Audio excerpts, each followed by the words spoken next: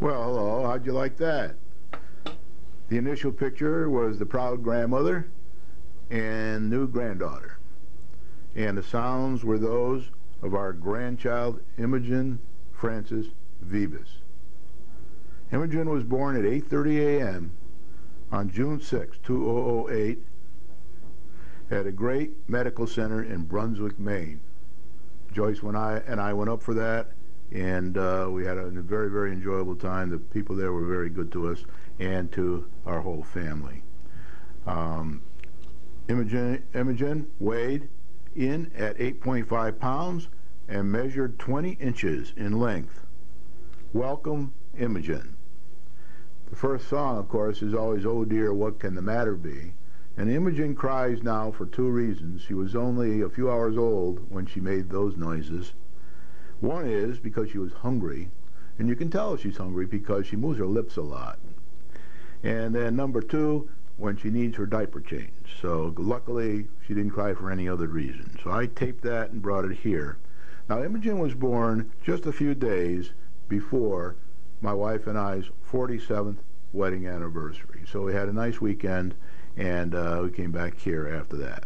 So with that now, I'm going to go to the agenda, and I'm going to show you quickly what will be on tonight. There will be some more comments. I'll go back to comments as soon as I go through the agenda.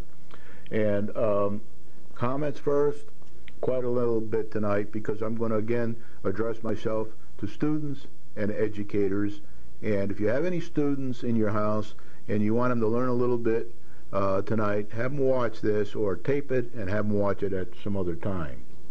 Or educators. If you have any educators in your house, they should watch this for a while too. Notices, with the budget update, I did get the numbers as promised from the financial director. I want you to know that before I give out any numbers on this program, unless I say they're different, I always get them from the financial director, and I'll go over those tonight. Planning and zoning update, there's quite a bit to talk about there. Possible revenue alternatives I talked about last week, but I want to reiterate those again this week at budget time, because I want you to realize that we don't have many alternatives here for getting new revenue into this town. So I'm going to go over that again this evening, and then hopefully if I have enough time, I want to talk a bit about getting things done, and that would be a bit about the record of the existing Board of Selectmen, especially the 5 businessmen, and we'll talk about that. So with that, I'm going to go back to my comments again, and as you know, I like to use experiences from my own life and the lives of others to help make difficult points. Tonight, I will use both. If you have any students or educators in the house, have them pay attention to my tribute to Dr. Franklin D. Murphy. My first encounter with Dr. Murphy was in 1958. I was about 20 years old, and it was my first trip to Kansas University. Dr. Murphy was the first, when I first went to Kansas University, he was the chancellor of the university. I'll talk a bit more about that in a few minutes. But that's where I first ran into Dr. Franklin D. Murphy, and he made a big impact on me and my life, and that for of course, my family and everybody else. But first, I want to relate my first encounter with Dr. Murphy in 1958. In 1958, I was working at G. Fox in Hartford, as I said once before on the program here when I showed some of my artwork, and I was accepted at the University of Kansas. And I took a bus trip from Hartford to Lawrence, Kansas, the home of Kansas University. It's about 30 miles outside of Kansas City, Kansas, and Kansas City, Missouri. I was halfway across country in this bus. I took the bus because I couldn't afford to go any other way.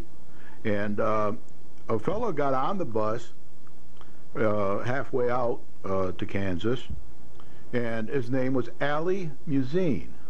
He was a foreign student from French Morocco. He was actually an Arab. So we sat together on the bus. He didn't speak the best English, and I didn't speak the best French, so we did communicate, and we found out we were both going to Kansas University, and we were both going there for the first time. When we got to St. Louis, Missouri, the bus stopped at it was early in the morning, probably 2 o'clock in the morning. It stopped at one of the normal bus stops they take where people can get a bite to eat. So we went into the cafeteria, and this foreign student from Morocco was with me, was refused service. It was the first time in my life I'd ever been with anybody who had been refused service for the color of their skin.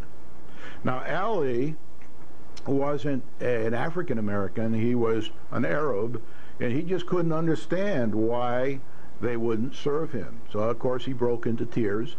He was about 18 years old. He was over here as a special scholarship for foreign students, and I'll talk a bit about that more in a few minutes. And so finally they offered us to go into the kitchen to eat or take some food out. So I ordered a couple hamburgers and Cokes, and we went out into the bus and we ate our meal. I had a lot of explaining to do between there and Lawrence, Kansas, about how things work here in America at that time, 1958 or so. When we got to Lawrence, Kansas, it was the day before the dormitories opened, and we didn't have anywhere to stay. It was like 2 o'clock in the morning, perhaps 3 o'clock in the morning, and I had made a reservation at a hotel in Lawrence, Kansas, and Allie didn't have any place to stay. So I said, well, come stay in the hotel. So we went to the hotel in Lawrence, Kansas, and we were refused, he was refused a room. So at that time, I said, who's the chancellor of Kansas University? And they told me it was Dr. Franklin D. Murphy. So I went to the phone book, I found his home number, and at 3 o'clock in the morning, I called Dr. Franklin D. Murphy, and I told him that there was a foreign student here to begin his studies at Kansas University, and they wouldn't let him into the hotel at 3 o'clock in the morning. So about a half an hour later, Dr. Franklin D. Murphy showed up, dressed immaculately as he always was, and he had a little chat with the people in the hotel, and he said, you know, you got to give this person a room. And they said, well, we don't have any rooms. So I said, well, he can share my room. And finally they relented, and they let Ali stay in my room for that night, and the next day, of course, he went to his normal accommodation in whichever dormitory the foreign students were in at the time. So my guest this week, as I try to make yet again a point to the educators, is Dr. Franklin D. Murphy. You should be able to see his picture there. Actually, that picture's in front of UCLA, but he was born in 1916. He died in 1994. He was a well-known educator, one of the best in the country. He was a businessman and an administrator. This is my second example in the last few weeks of an educator who was also a businessman. And I want to talk a bit about his background and his philosophy here, because I believe it can be applied to our problems in Winsted. Dr. Murphy was a former practicing medical doctor, cardiology. He graduated with medical degrees and all kinds of honors and awards, Phi Beta Kappa and all that stuff. He was initially a professor and eventually dean of the Kansas University Medical School until his promotion to chancellor of the University of Kansas from 1954 to 1960. He was chancellor of the University of California at Los Angeles, UCLA, from 1960 to 1968, and chairman and CEO of the Times Mirror Publishing Company until his retirement in 1980, when he became a director of the company until his retirement in 1986. From that, and then a director emeritus until his death in 1994. During retirement, he became a major philanthropist in Los Angeles, serving on many philanthropic boards and commissions, channeling money towards his lifelong interests. During his career, he was also on the board of directors of many major companies like the Ford Motor Company and other major foundations, winning many national and international awards along the way. He had a great effect on Los Angeles during his lifetime.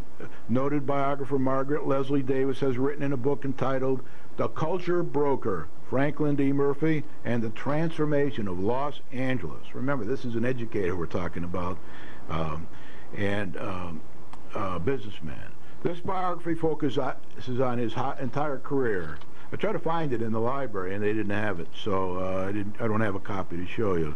Dr. Murphy was an active Republican, very active Republican, and had many battles with the administrations of governors George Docking at the time, 1958, and Democrat in Kansas, and Ronald Reagan when he was governor of California, over the funding of budgets for the universities.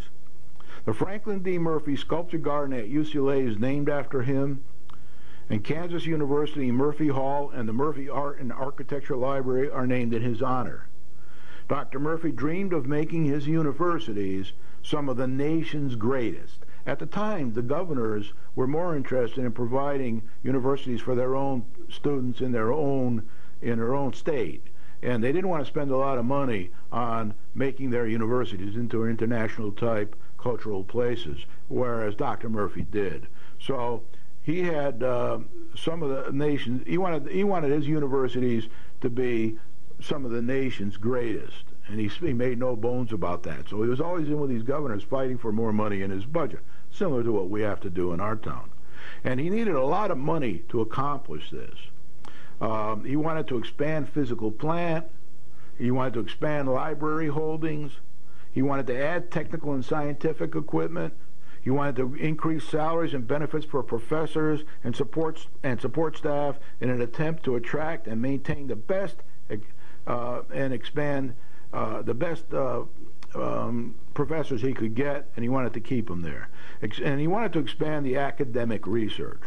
When billionaire John Paul Getty died in 1976, he bequeathed more than $750 million in stocks to the Malibu Museum in California. At the time, reported to be a sum larger than all the combined endowments of all the other museums in the nation. Dr. Murphy was chosen to outline an ambitious plan for what would eventually become the Getty Center, one of the nation's great institutions dedicated to preserving Western art and culture. He was questioned by some who feared that the sinking fund that he would set up. What he did was he took most of the money that it was given, bequeathed by John Paul Getty, and he put it into a, surprise, surprise, sinking fund that would, in the future, help them build the new Getty Center, which was $1 billion challenge. So he set up a sinking fund. He put most of John Paul Getty's money in that. It grew over the years with, well invested, and it grew over the years, and eventually they did use the money to build the new $1 billion center. There were people who questioned him about that and said, Wouldn't we better off spending the money on the day-to-day running of the museum rather than putting it in a sinking fund for the future? And he stuck to his guns, and he chose to establish and maintain the sinking funds, which turned out to be a wonderful decision. As a corporate leader, Murphy channeled numerous. He was so frustrated by these governors and not being able to get money, although he did stay 6 or 8 years as chancellor of each university.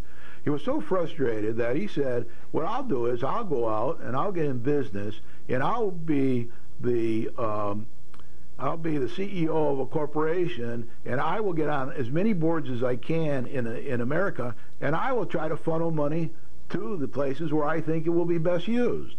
So what he did was he got out, he became CEO of the Times Mirror Corporation, and he got on all these boards, cultural boards, business boards, and everything, and he began to funnel money towards these institutions. UCLA, as you probably know, has grown tremendously. The University of Kansas is probably triple what it was when he was there, and he was very successful at getting money to these institutions.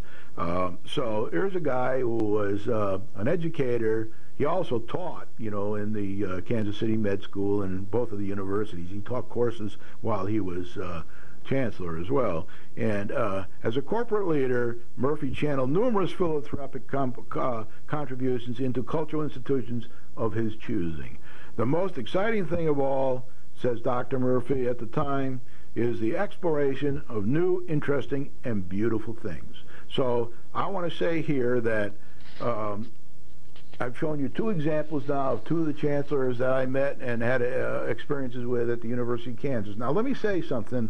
When Dr. Murphy was first at the University of Kansas, there was a lot of segregation in the town.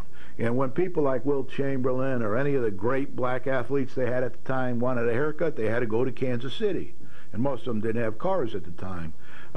They wanted to go to a restaurant, they couldn't go into the town. If they wanted to go to a movie, they couldn't go into the town.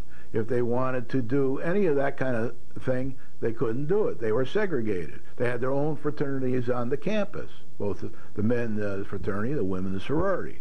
So what Dr. Murphy did, I found out later after my experience with him, and I got to know him better, and the stories on the campus were legendary. He went to each of these places very quietly, and he said to the movie people, theaters, if you don't allow these people into these theaters, we will set up a theater on the campus free for our students. And then he went to the barbers and he said, if you don't give haircuts to these people, we will set up a barbershop on campus and we will give haircuts free to all. And he went to the restaurants and he said, if you don't allow these people to come into your restaurants, we'll set up restaurants on the campus. And it will be very difficult for your business. So here's a man who did things. He did get involved in business, and he did get involved in politics, and he's well remembered to this day. So that's my message to both the students in town, and if you believe something can be done, get out and get it done, and to the educators in town, help us raise money. Now here it's easy. Here, the only thing you have to do to help us raise money is encourage people to adopt these developments that are trying to get into our town. Be positive, be proactive, say things possible, write a letter, say things in public, you leaders.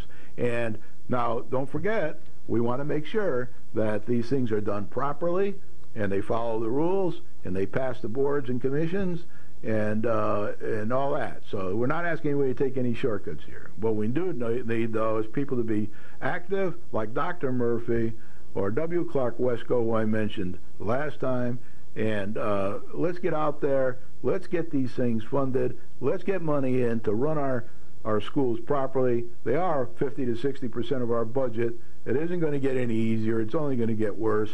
So let's concentrate on working as a team together with the town as businessmen to get these developments accepted and to make the developers feel at home and comfortable in our town like Franklin D. Murphy did with all the people that came to his university in Kansas to help the university be more successful. So that's my little view from that. Now I will go to the notices. There will be, as I said last time, there will be a special town meeting at the Gilbert School on July 7, 2008, and at 7 p.m. The subject will be the explanation of the 2005 capital projects resolution. The finance director and bond experts will be there to answer any questions, and that's always helpful. You're going to be talking right to the people who have the expertise to answer you, and we'll be very, very pleased to have them there.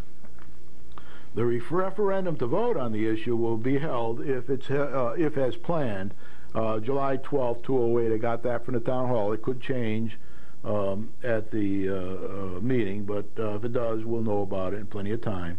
And it will be held in the town hall, P. Francis Hicks room, from 8 to 8.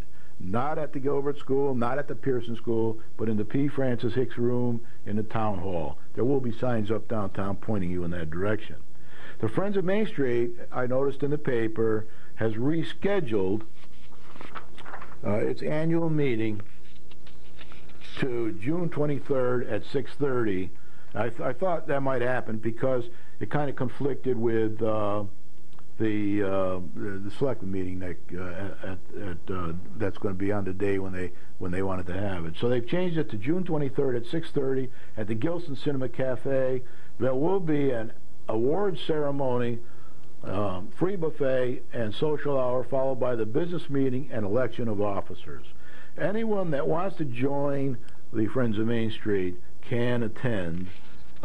If you want more information, call 860-738-3351. I got that out of the newspaper. It's probably the Friends of Main Street office, but 860-738-3351. And I think the buffet and all that lasts about an hour or so, and then I think they start their formal meeting an hour or so into that later, but I'm not positive. Okay. Next, I want to point out here that the biologist Ethan Nadeau found a good, well-established population of eastern pond mussels in Highland Lake over the last few days. He dove into 9 areas of the lake with his scuba diving outfit, and of the 9 of the 10 locations that he searched at Highland Lake had these pond mussels in them. The first found since 1959. I think last year somebody at the state, some biologists said, hey, we think there's some pond mussels in there, and we found one in 1959. So they went and they did this search when the water warmed up recently, and they did find some. So that is kind of significant for Island Lake. The dicot application that retards but does not kill the invasive Eurasian milfoil weeds must be reviewed and a decision made concerning its application. We talked about this once before. Every year they try to put some of this dicot in, and it doesn't kill the milfoil, but it does maim it, so to speak, knock it down, and then the roots are still there and it grows back over time. So it's not a total solution, but it does help to a certain extent at the lake. Next week, June 19th, 2008, I will feature the June 16, 2008 Board of Selectmen meeting as usual, as I do after every Selectmen meeting. There's one coming up on Monday. The following week, June 27, 2008, I will feature my second quarterly Selectmen report.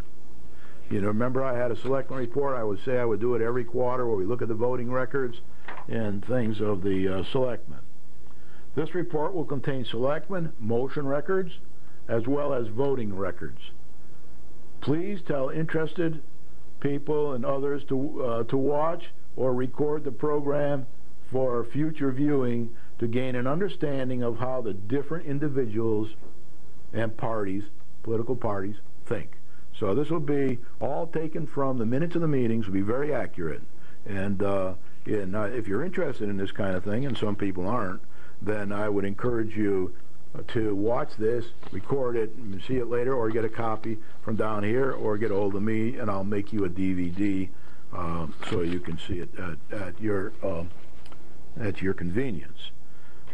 Next, I want to point, and I put this in green on purpose, and I think I made a mistake, so you probably won't be able to read this, but I'll read it to you. On July 10th, write that down, July 10th, and I will have a couple signs up around town, and I may send a letter or two out, but I'm not positive about that. I will read and comment on my 2006 green paper to the Inland Wetlands and Watercourse Commission and Selectmen regarding the Aurora Rosa development. I wrote a letter to the Inland Wetlands in the public hearing and submitted into the record. I want to read it to you at that time, and it has a lot of good information in it about Highland Lake, some of the concerns we have up there at the lake, and this paper was basically a request to everybody to get some revenue into town to help fix these problems. Part-time Highland Lake residents are invited to watch. Any residents can watch, of course, but I'm especially doing this for the summer residents, the people who aren't here during the year and haven't seen my program and don't understand what's in this green paper. So this program is to gain a better understanding of the mounting problems at the lake and how to plan for their future resolution. Please spread the word to all summer residents. So pass the word around. If they're interested, they can watch. If they're not, that's c'est la vie. On July 17th, 1 week late, I will feature the July 7th Selectmen meeting and 205 Capital Projects Town meeting results. Those will be combined in that meeting. Okay, so that's that. I'm giving you the advance notice on this so you can spread the word around to everybody, and I will show you, because I personally believe this is one of the reasons I got involved in this whole effort 2-3 years ago and started doing the study of the town, because everybody was talking about Highland Lake and trying to get money from the town to do things at Highland Lake, catch basins and other things, dike-quat and all that. And I rapidly realized that there wasn't much money in the town to get, and that we needed revenue. I went out looking for sources of revenue, and I saw that these developments were trying to come to town, and it all made sense to me. So that's what I'm going to try to get across to these summer residents, the good facts about these developments, so they can make their own mind up what they think about it. Okay. It also has tax implications. My view is, if we don't do something over the years to get the revenue in and help all these areas of town, we're going to have a lot of big bond issues coming up, because someday, if we get a lot of problems at the lake and the lake starts filling up over a long period of time with silt and sand and other things, some of the bad aspects of the chemicals, then we're going to have to spend a lot of money to fix it. So I want to get that out now while we still got time to do something about it, and a time to try to earn some money. Next, we'll talk about the budget. That's $32,325,856 proposed, 208, 209. 31 million is what it was in 31,982,344 in 207 and 208. That makes a difference of 343,552 increase. So that's 1.07% direct from the town hall financial director.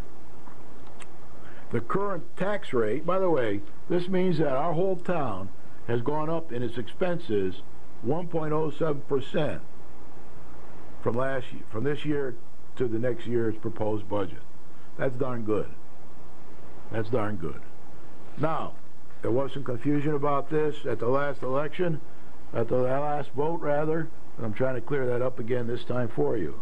Current tax rate is 24.67 mils. That's adjusted for revaluation.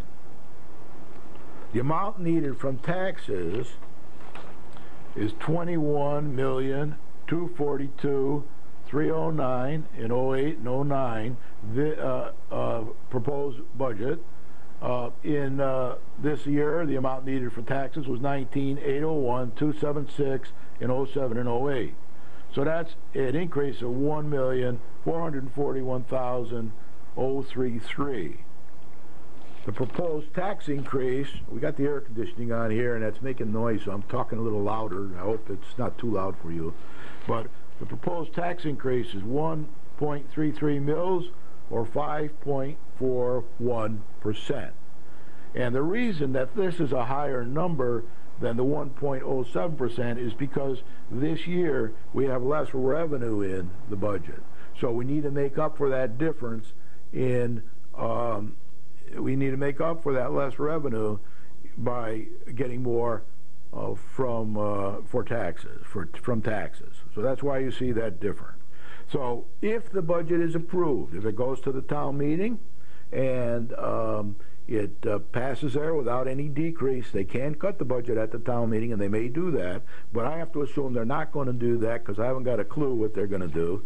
The new tax rate will be 26 mils. Again, that's from the town hall. So it'll give us enough to do what we have to do. Now, I do want to point out to you one little quirk that is in there. It might be over your heads, and it's a little bit over my head to a certain extent. But when they do the amount to be raised from taxes, it's just not a simple mathematical division. They have to take into consideration a couple factors. Number one, when they go to get this amount needed from taxes, they know that about 97.1% of people will pay their taxes on time. The rest won't, for one reason or another. So there's a factor put in here when they go to do the mill rate to make up for that. And that's about 600, that's minus 622, plus rather, they add 622,929 to make up for that problem. And then there's some supplemental motor vehicle stuff that they subtract 238,000. So the net additions are 384,929, and that means the real net amount to be raised from taxes is 21,242,309. So that's just a little trick that's in there. Took me a little while to understand it. The finance director explained it to me, and he has a paper. If you want to really know how that works, go down and ask him. He'll give you a sheet of paper that shows the calculations and their sequence. And it's very helpful to anybody who's interested in that. I don't think the average person is too interested in that, but any mathematician or anybody in the financial business that's trying to calculate this stuff, that's why you'll see different number from everybody you talk to on TV or watch TV. I had one number I got from the finance director. Somebody else had a number that didn't take into consideration these things, and they're a little different, but it's a very minute amount, relatively speaking. Okay, now we're going to talk a bit about planning and zoning. Planning and zoning, a new member of planning and zoning will be appointed by the selectmen eventually. Last time I thought it would be sooner than it will be. It looks like they're putting that off for a while, so that hasn't been appointed yet, and I can't even tell you when it will be. When it is, I'll let you know. I'll probably read it in the paper sometime. That's where I get most of my information. There was a planning session only meeting. The way planning and zoning works, they have one regular meeting a month and they have one planning session once a month, and they're probably about 2 weeks apart. So there was a planning session only meeting held on Monday, June 9th, 2008. The next regularly scheduled meeting will be on Monday, June 23rd, 2008. So if you're interested in planning and zoning, plan on June 23rd. And I think that this probably it's going to be before this program is shown because I tape it a little early, but they did make an interested parties made taped the planning and zoning meeting that was held the other night, and that will be shown on channel 15 at 7 o'clock, maybe once or twice this week, and maybe even on Saturday or some other time on channel 13. But take a look at both 13 and 15 at 7 o'clock, and probably 15 during the week because other programs are scheduled, and then 15 at 7 o'clock if you're interested in watching that, or get a copy of the minutes. The minutes won't be ready until the middle of next week, because the person that does the minutes was off for 3 days this week. So you'll be able to get the minutes towards the middle of next week. Now, there's possibly good news here. Possibly. I always say possibly. You have to hedge everything when you talk about things in any town or city, never mind Winston. But at the Monday, June 9, 2008 meeting, the Aurora Estates developer presented a new plan for a reduced number of units. They reduced it from 300 units to 225 units on 122 acres of land. Before, there were 300 units on 122 acres. So that was proposed by the developer, and from what I gather from the newspaper, it was received very well. A lot of loose ends yet. May never happen, may not be approved, may be withdrawn by the developer, may not be approved by planning and zoning, but we're going in the right direction here. The configuration presented was 100 age-restricted homes and 125 unrestricted units. There is some contention in town about whether we should have all age-restricted units or some unrestricted units for people starting out families and people starting out careers that want to have new homes and want to live in Winsted and go to Winsted schools. So that's the number that they were talking about that night. It may change the next meeting, but that's what was there. So 125 unrestricted units. Unrestricted means they can have children. Don't confuse unrestricted with the lowest cost housing. That's not true. The housing will not be inexpensive. It won't be low cost housing. It will be unrestricted units, which means they may have children in there.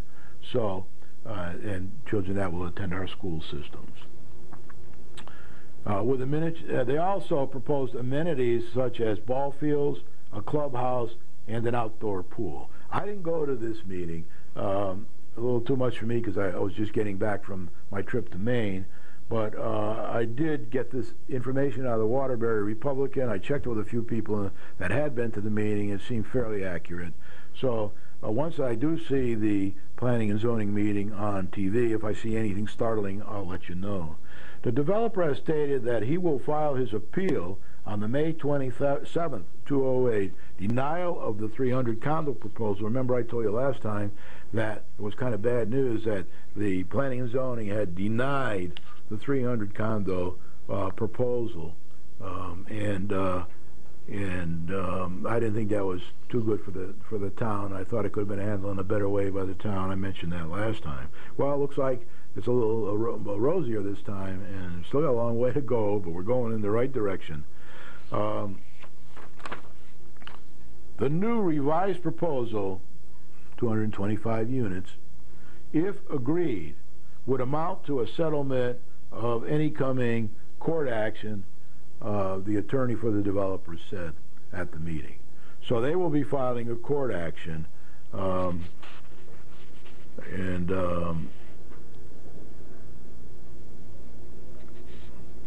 anyway, first I want to say congratulations to the town officials, the developer and his team, and the Planning and Zoning Commission and the selectmen for attempting to resolve this issue in the best interests of all. That's the way it should be. That's the way we should be working together as a team, and including all the people. I don't have time tonight, but maybe another night I'll tell you a trick we use in troubleshooting and to resolve that issue when we go around the world. That was taught to me over the years.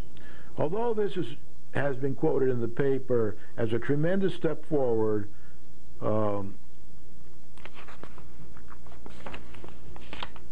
by one, we got an alternate member, and about right by the zoning commissioners, there are still some hurdles to clear, said the newspaper. The developer's attorney was quoted as saying that the $21,830 fee owed by the developer for the last application may be balanced by credits which the developer believes it has with the town. So the jury's out on that. That was brought up by the people on the Planning and Zoning Commission that they would like them to pay that, and that was the answer the developer gave. That's something that has to be looked into by the town manager and the finance director and everybody else, and they have to resolve that. The attorney for the developer, also encouraged the commission to consider the benefits of the new sewer lines that the developer will build at his expense. I want you to understand that when people come into our enterprise corridors and all, the town doesn't usually pay for the water and sewer to be run to their property unless it is already there. They usually have whoever's coming into that area pay to run the sewer and water to their property, just like we would in our homes if we didn't have it. So, so there will be a big benefit not only to the town, but more so to anybody who wants to run a business in the corridor. It'll be easier to get people into the corridor if there's already water and sewer that's there, that's been put in and paid for by the developer. So the town won't have to pay anything. The new person will probably just have to run it from the center of the road up to their building, which is normally the case if the water and sewer are already there. And just like this developer, in order to get it to his property, he's got to run it all the way down from the town garage, maybe a little less, to get the sewer up to his property, and he's going to pay to do that, and he's going to run it almost to the Torrington line, and same with the water. The water is now run down to the garage of the state, where you get your motor vehicle license, but the developer will have to extend it all the way down. If both of his projects are approved, he will pay the cost of that. So the commissioner, the attorney, has asked the commission to consider that in their decision, that this is a big benefit to the town and future industry that comes down the corridor or other developments in the corridor. So this will lessen the cost to the town and other developers wishing to use the land along the corridor. The plan of conservation and development was also discussed, and work will proceed toward the initial step that will hopefully be making the minimum necessary changes. I've talked about this in other programs and people confused it, so I'm going to talk a bit more about it tonight. I will take the responsibility for not having explained it in a way that a very small number of people couldn't understand, but we'll do that again tonight. So the work will proceed toward the initial step that will hopefully be making the minimum necessary changes to have the POCD adopted by the state so the developer can run the sewer to the presently approved development and possibly any development approved in that area in the future, which might be the Aurora Estates development if it's approved in one form or another. Now, I want to explain a bit about this plan of conservation and development. And again, I will try my best to get this message across. It's not easy to understand, and I'm going to make another attempt at this tonight. The Plan of Conservation and Development, we call here the POCD. We have a plan of conservation and development for the town of Winchester, and we need to get it readopted. And in order to get it readopted, some things have to happen. The town of Winchester had 10 years from the date of acceptance of its plan of conservation and development, which was 1994. It had 10 years from 1994, which would be 2004, to update its POCD, its plan of conservation and development. The town did not achieve that date. To this date, it has not been updated.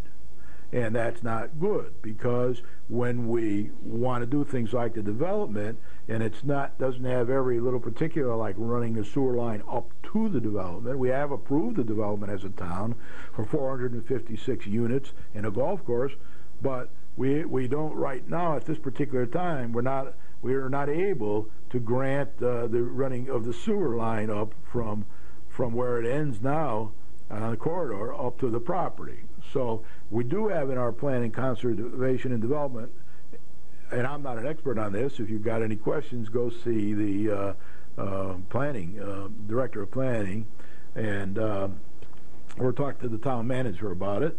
But we didn't achieve the date.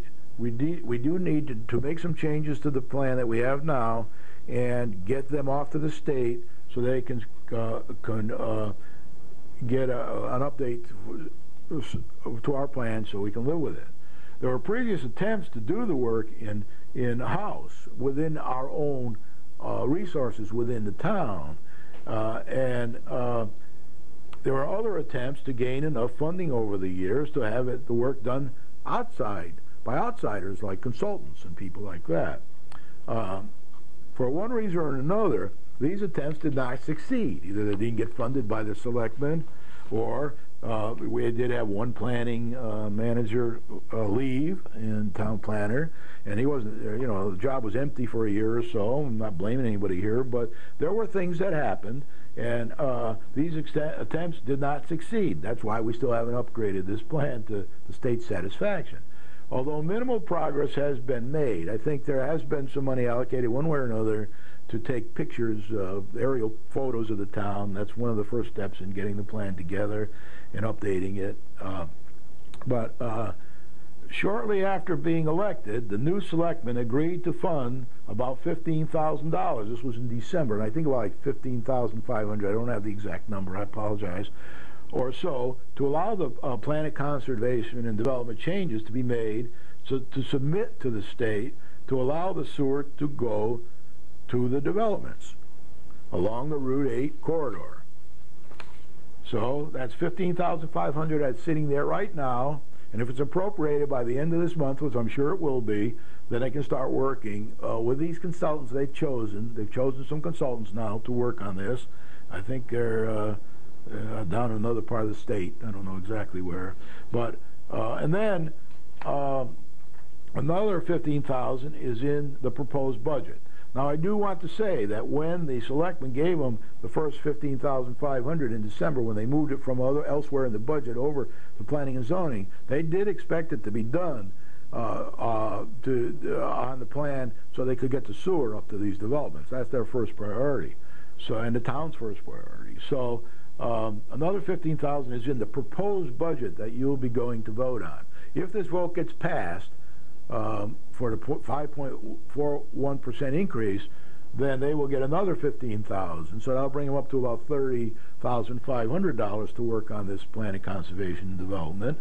And a state grant has been applied for, and I'm told that that could be approved fairly soon, if at all approved. It could be approved fairly soon. It could be up to as much as $25,000. Now, they don't expect to be much more than that because there are a lot of people in the state applying for these funds, and there's only so much money available. So I think it's 500,000 available, and there's X number of towns and cities applying for these grants. So it'll be about 25,000. So if they get that, and that 15,000, you're up to 40, and then the other 15 and a half, you're up to 55,000 or so over the next year or so to be able to work on this plan.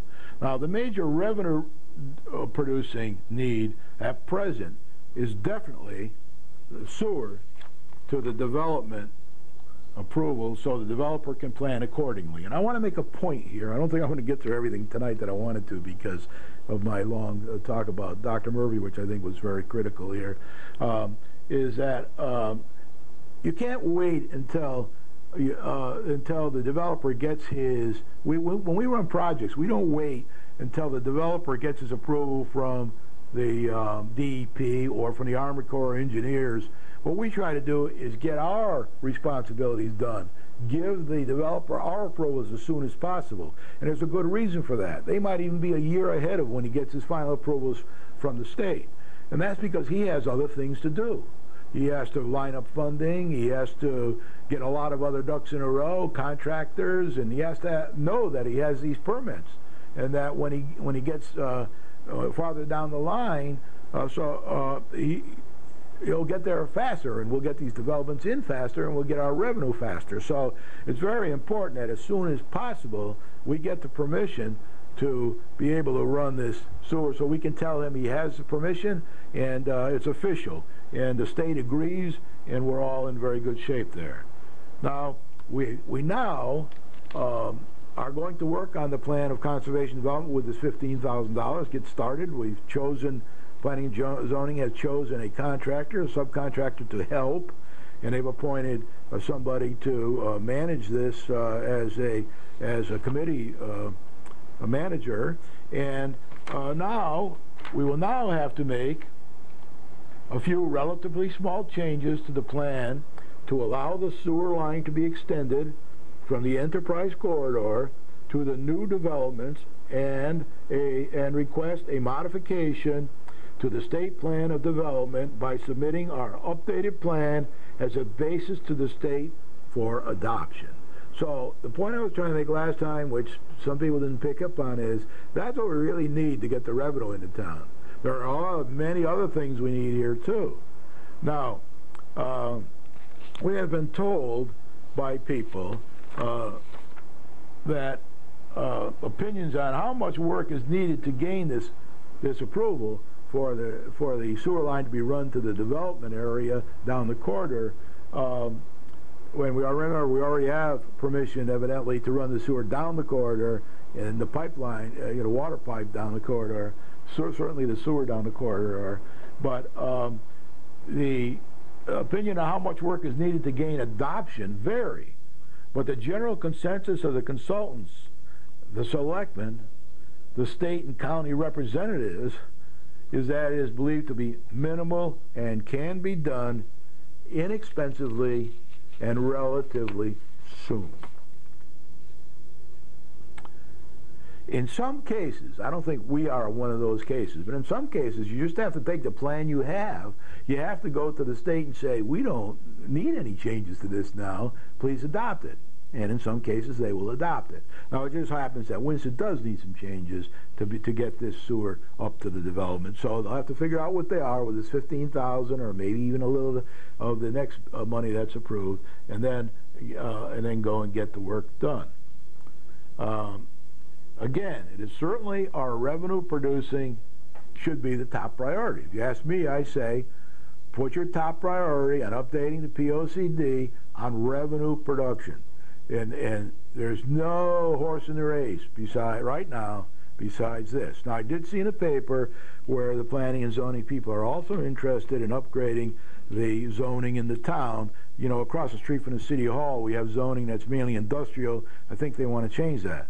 But that isn't first priority, in my opinion. It may be in their opinion, but in my opinion, it isn't, because we're a long way off from getting any revenue from redoing the downtown area. A long way off.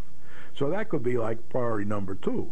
And in our evolutionary steps, that could be like priority number 2, in my opinion. Again, it is certainly our revenue-producing top priority is definitely the developments at this stage of the game. I talked a bit about that last week. 2010 is the date that all plans must be current with the state, or there may be serious penalties to the town. Now, that's where you have to have your whole town plan up to date, or that what you think you need to have up to date.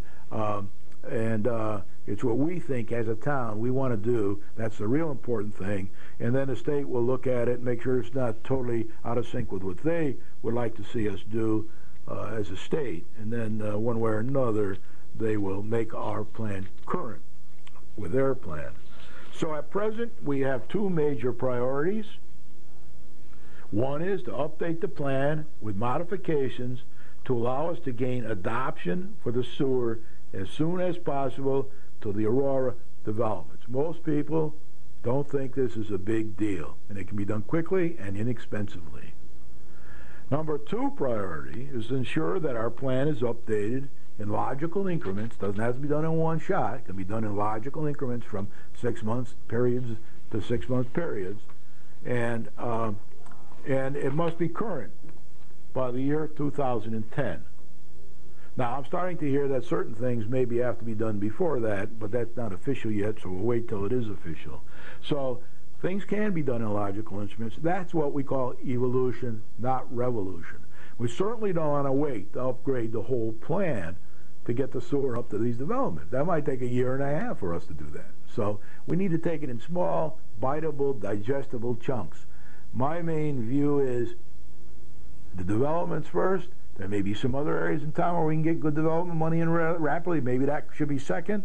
And then somewhere around 3 or 4 should probably be the center of the town replanning, which I really think needs to be done. And but I just don't see how you're going to get much revenue out of that for 10 to 15 years. I could be wrong. So if anybody has heard this, you got it, and you don't have any questions about it, just go see the town manager, see any of the selectmen. You'll get different versions from the minority than you will from the majority. Talk to both of them, get their views. Talk to the director of planning and the planning and zoning people themselves, and anybody you can to get the facts of what's happening. Okay, so With that, we're towards the end of the program. I didn't get to a couple of things I wanted to, but I do think I got across pretty much what I wanted to get across here is during the budget season. I do think the educators need to get more involved in getting this revenue in and being more proactive in stating so. And if any of them are against it, they should put that aside and help us get this revenue in to make it better for our schools and to save our schools and to save our seniors and to save ourselves. Thank you very much. I'll be back next week.